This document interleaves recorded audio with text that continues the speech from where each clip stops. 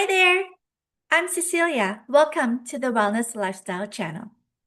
And today I'm going to share with you some of the tips and tricks that I have discovered while making this tater tot casserole. This is one of my favorite recipes, as you saw in my short, and thank you for the recipe request.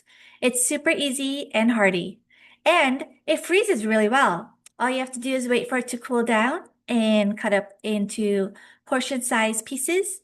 Go ahead and freeze it, and it'll be ready for the next time you are craving this tater tot casserole. Let's get started.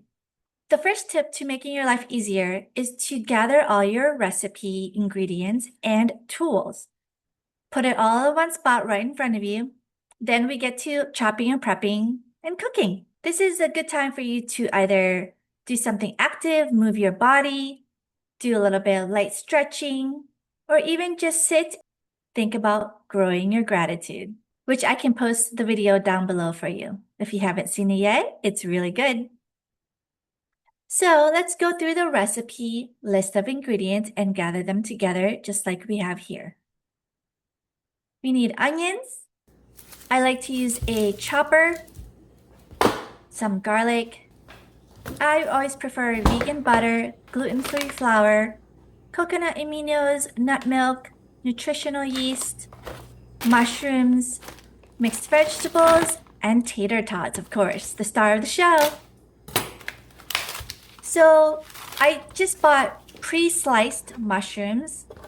Of course, use organic because they are very porous and you don't want them to have all the unhealthy pesticides and herbicides in there.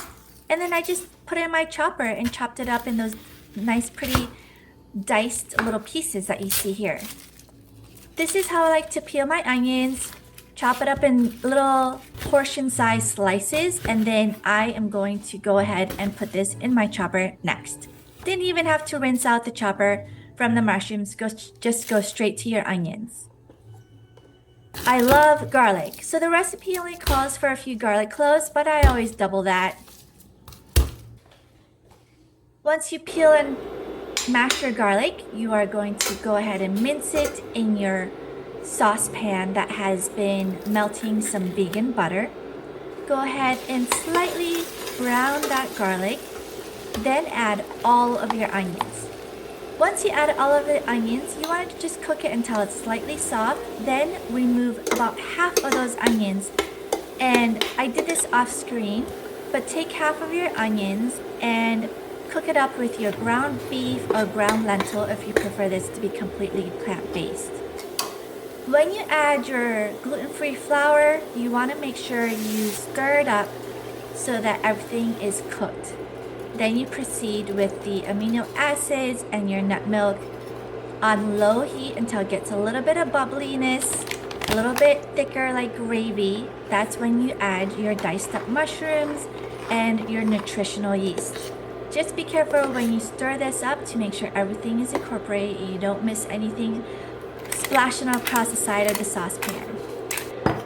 Once it gets to that creamy gravy texture, you go ahead and put it aside, add some fresh ground black pepper, and then that last clip you saw was just me cooking up the ground beef with the onions and butter that we had set aside, just like that.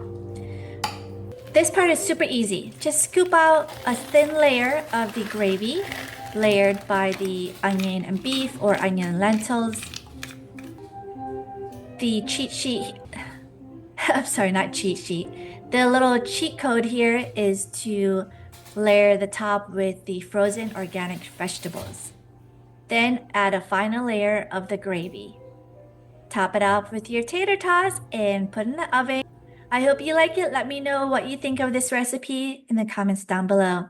Thank you so much. Remember to like and subscribe to my channel if you enjoy this, and let me know what other recipes I can help make for you. Thank you.